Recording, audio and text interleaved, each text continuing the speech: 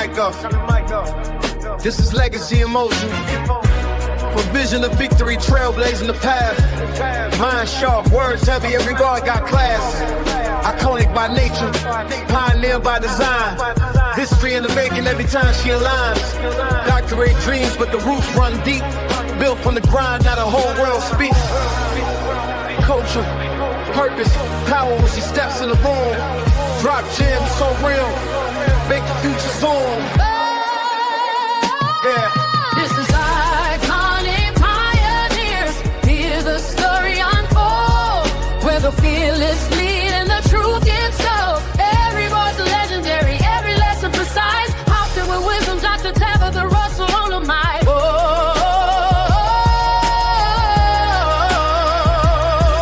Press play. Stay ready. The movement starts now.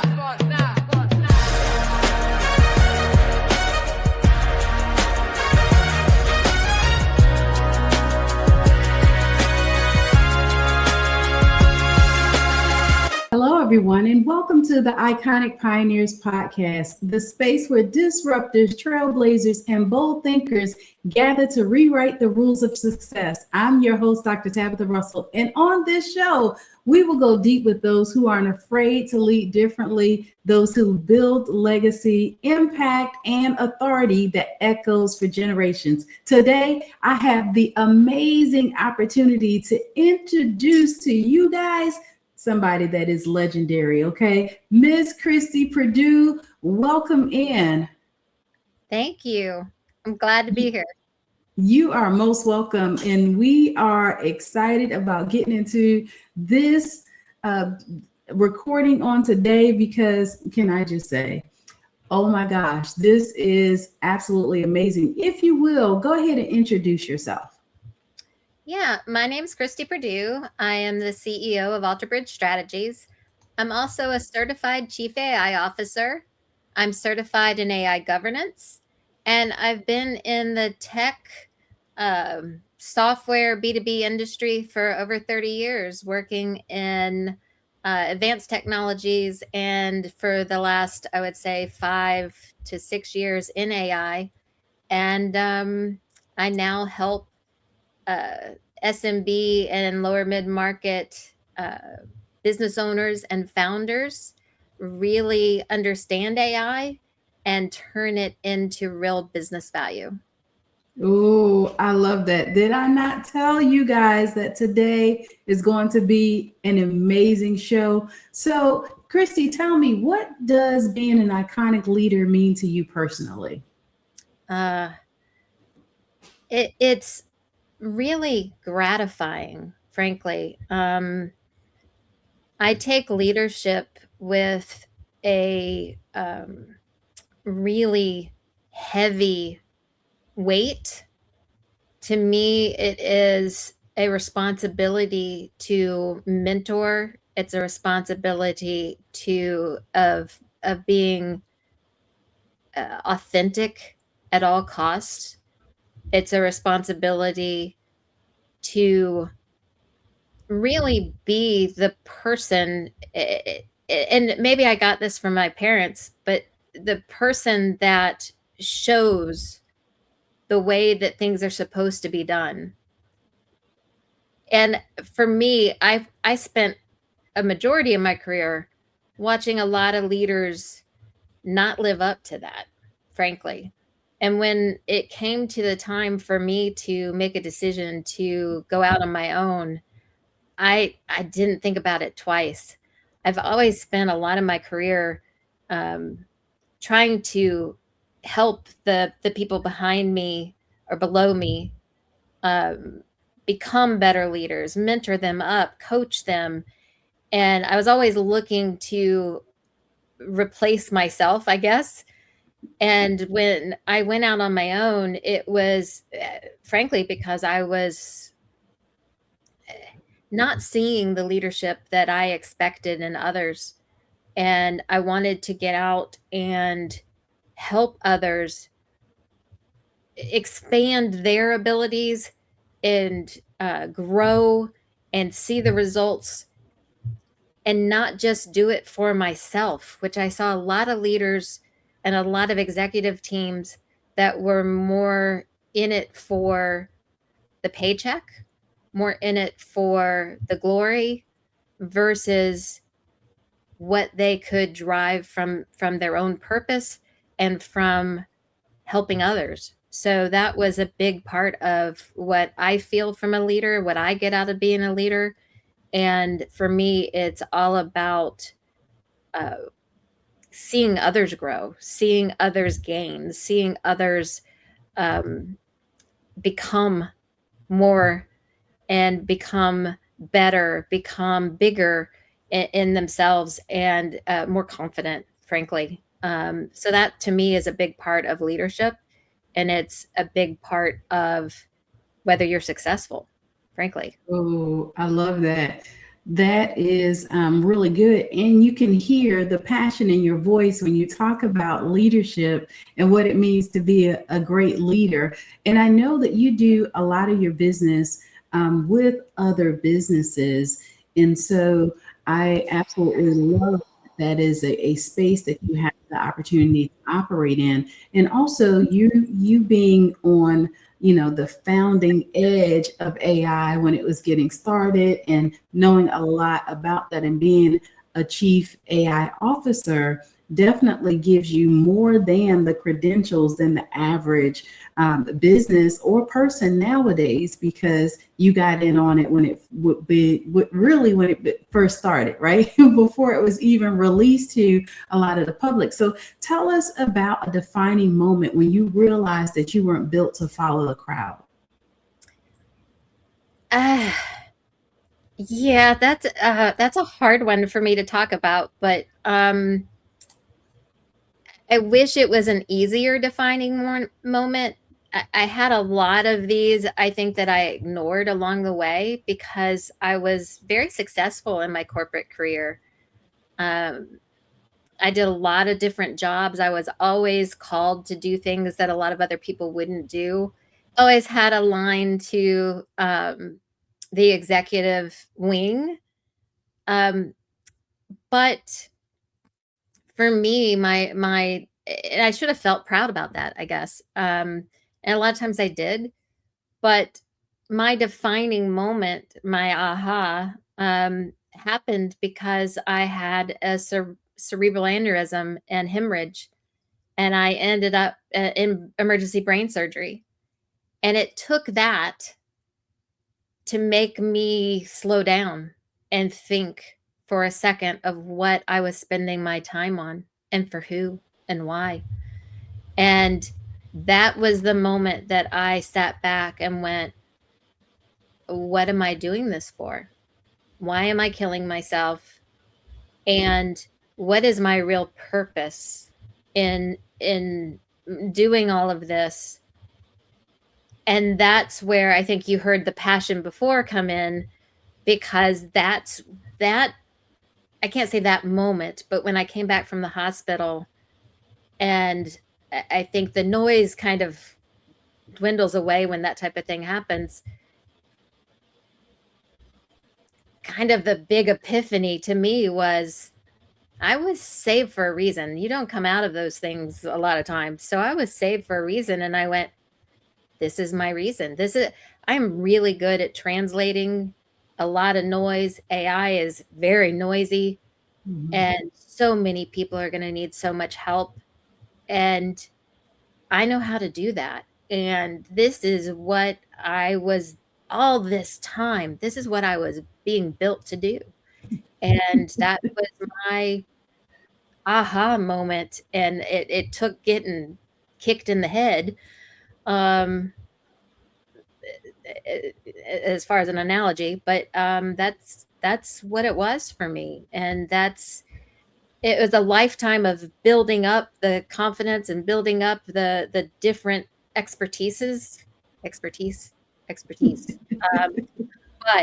that's what it took. And then you couldn't stop me. Once I made the decision, I walked in and quit. I haven't looked back since. Oh, I love that. And really,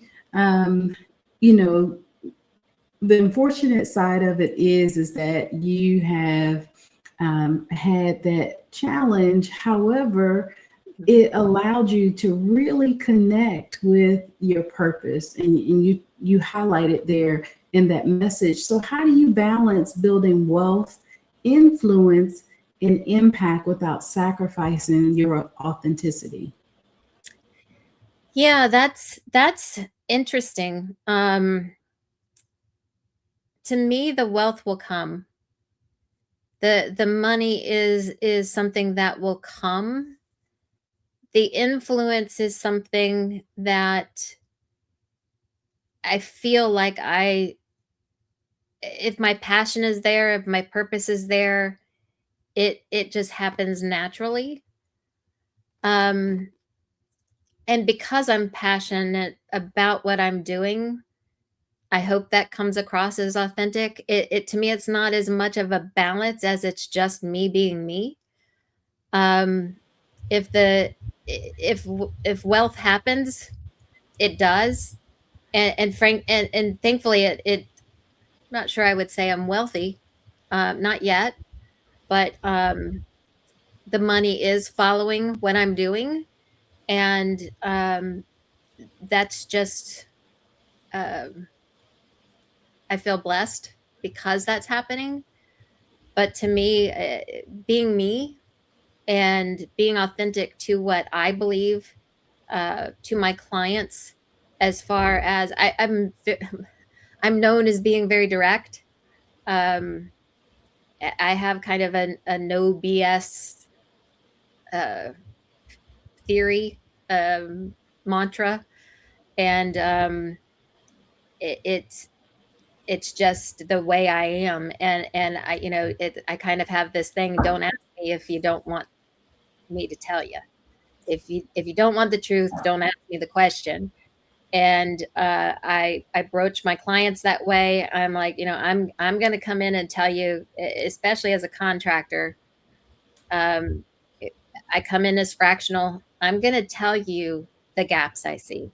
I'm going to, and you can do with that what you want, but I'm going to tell you if you're making a mistake. I'm going to tell you what you need to look at. I'm going to tell you how you achieve ROI or how you achieve certain things with AI, which directions will maybe not be so much successful. It's up to you to make the decisions. And to me, that's being as authentic as I can be. I love it. At the end of the day, right, we do people a disservice by not being honest with them, right? By not telling them the truth to begin with. So it definitely does make a huge difference when you get the opportunity to come in and identify those blind spots, put together a curated program for them, right, on how you can integrate AI, how you can make the changes, and put them on a pathway to success. So, what's a myth about leadership or success that you believe needs to be dismantled immediately? Wow, that's a great question. It's a myth about, I have never thought about that before. There's several. That it's obvious. I think that some people think that being the CEO or being in the C level is you get to sit back and direct everybody else. I don't know if that's a myth. I don't know if that's the way a lot of people think, but it is something that I've heard several times from others that must be, kind of the idea of that must be nice, or that there's not an executive or a founder that I have met that, and probably everybody here watching already knows this. I mean, we work 60-hour, 80-hour, 100-hour weeks. I mean, because we're so passionate about what we do. If an executive at an enterprise works just a 40-hour week or a 20-hour week or whatever, they don't have that job for very long.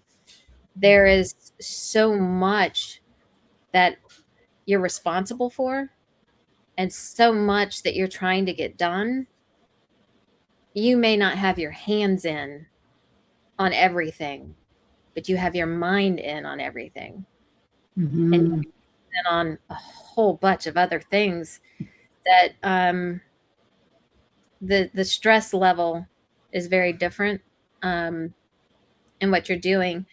That's the first thing I can think of, because it's a lot of times when I talk to individual contributors or people that I'm mentoring, even when I was a CMO and I started mentoring senior product marketers or other people, they were like, I'm so glad you actually tell me what it's like to be a CMO, because I always thought I wanted to be one, and I don't really want to be, because you tell me what you're doing. You tell me why. You tell me what happens in the board meetings.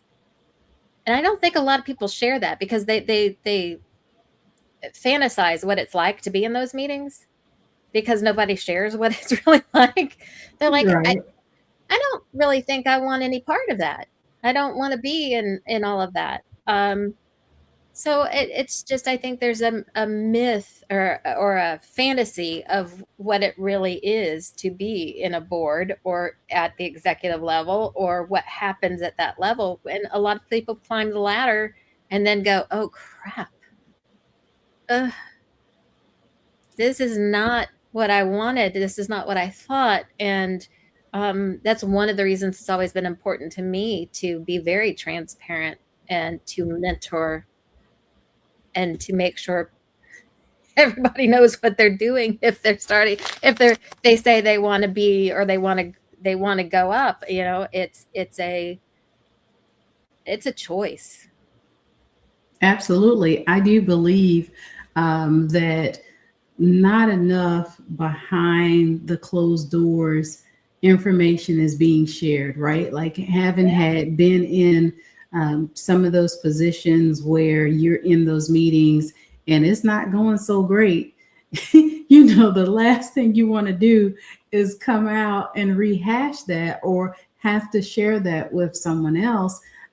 Is really, first of all, it's empowering that you do that, right? Especially with others, to give them just a small portion of what goes on in those meetings, but also you mentioned it earlier on in the show about setting people up for success by being potentially your replacement, right? That is a whole nother level that you operate on, because you don't see that as a threat. You see that as potentially a success move, right? Because you want to, of course, continue to elevate, but then having somebody that can get in that position, that can start running instead of crawling and then walking, it really is game changing. So your success leaves clues every step along the way in your journey, especially with being at the C level, or you're, being a business owner and a person of influence. So what daily habits or rituals keep you operating at an iconic level?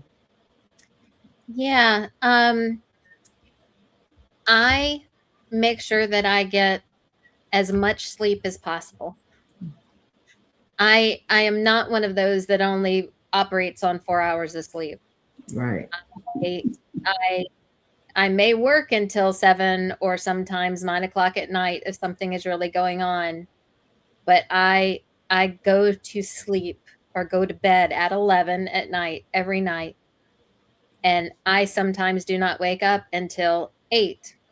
I typically try to wake up at 7, but I try to get my 8 hours of sleep. If I don't, because I am so focused, and my husband would agree with this. Once I go to work, I work from home. I've worked from home for over 20 years. Mm-hmm. So COVID didn't do that to me. Right. I walk into my office and I'm at work as if I was going into an office off out of my house. Mm-hmm. And I am 100% focused. He could walk in here and dance around and try to wave at me, and I probably wouldn't notice. And he's done that a couple times, and he has to like say, hey.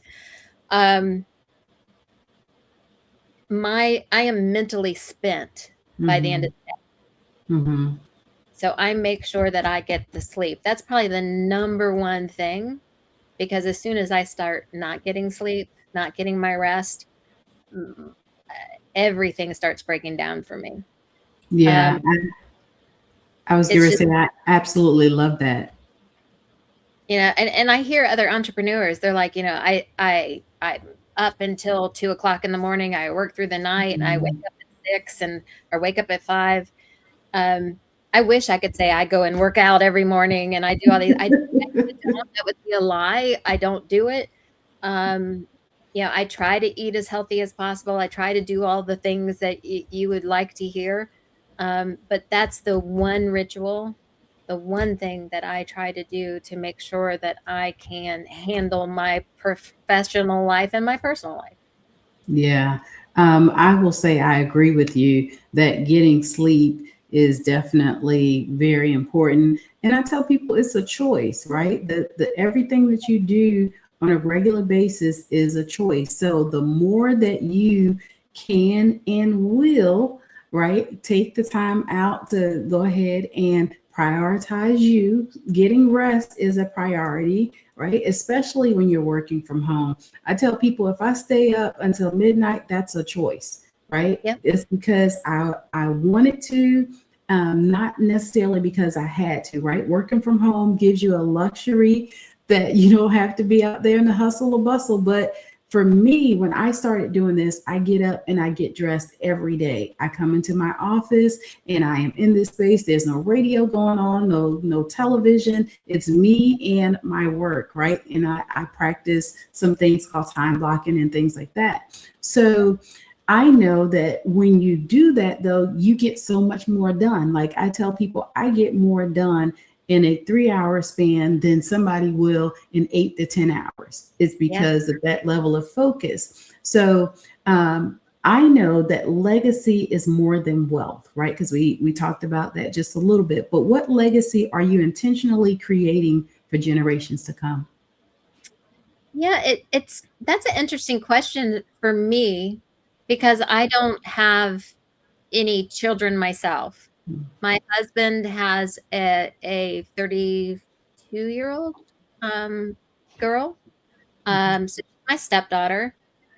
So we talk about, and I really don't have any other family. I don't have anyone to really leave things for, but we've sat down and talked about from a personal legacy.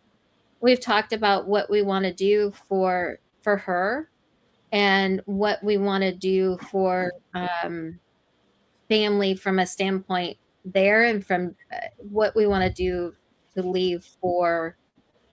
And I'm thinking from a wealth standpoint first, from a charity standpoint, and to leave. Those are the first things that I think about when you say legacy. But from a broader standpoint, I want to make sure that my community, my church, the industry that I'm serving, at least for some time, because I know that eventually that most people's names falter or go away, that I'm remembered for the things that I do to help the community grow, for help from an AI standpoint, helping ease the turmoil that it's creating, from helping our community from a personal side. I do a lot when it comes around to animals and helping. We do quite a bit there. But when it comes down to how I want to build a legacy, build type of things, that's still a question that I struggle with a little bit, because I always have associated it with having children and building a legacy to leave for them. Yeah. And Yeah. My kids are my 4 fur babies. Right. So my husband and I are talking about that quite a bit currently. We have plans for the stepdaughter on building something financially for her, but the legacy of us, or of me, of what we've done here, the impact we want to leave, that's a whole different discussion. Yeah, absolutely. And I know that legacy really does put us in the mindset of what is coming after us, right? I sometimes will operate and talk with some of my clients about the legacy that you're writing, you're creating now is what people are going to know you for. And so it doesn't necessarily have to, of course, it will follow you in the hereafter, but now, today, what do people know you for? Why you want that to be such an impact? And we get to tell our stories the way that we want them told, not the way that people just assume, because people will, have some sort of impression and different things like that. So with that being said, for those who are listening, who feel called to lead, but question their power, what's your message to them? Because I know a lot of people are still on the edge of AI and different things like that. So what would you want to say with them as well? Because we only have a few minutes to wrap up. We'll cut this part out of of it, but yeah. I go back to the best things that I have done in my entire life are when I closed my eyes, clenched my fist, and I just did it. Jumped. Mm-hmm. I became known as an adrenaline junkie before I had some sports injuries, because I just jumped once and then I fell in love with it. Thing with some of the things I did in my career, I didn't know how to do certain things, and I was offered a specific challenging role, and because nobody else wanted to do it, and I'd gained that reputation, and I was like, okay, became the best thing I'd ever done. I was offered a completely different role, and I didn't know how to be a director of marketing. I was a product manager at a whole different area, whole different, and I went, okay, I'm going to do it. That's Changed right. my career. Changed my career.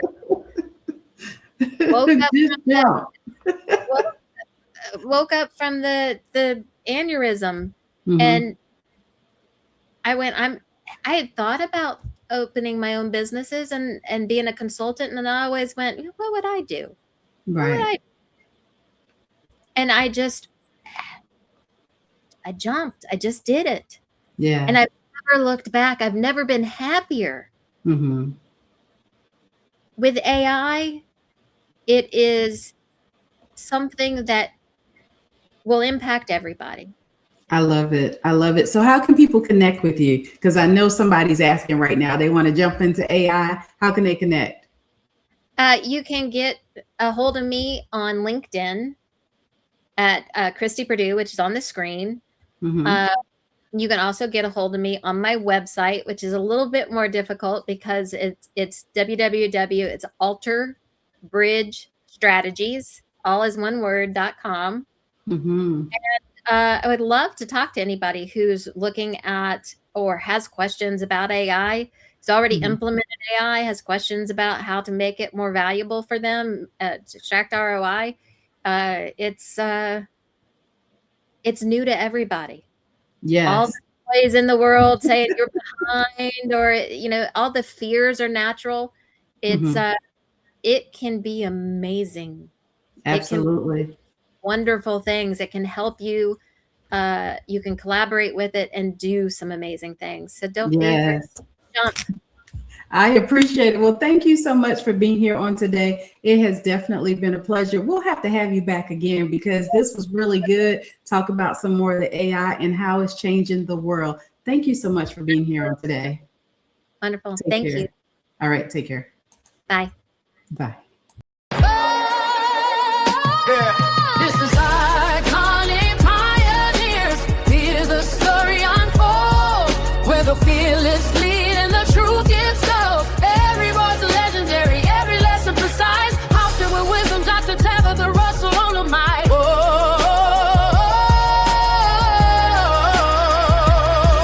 Press play. Stay ready. The movement starts now.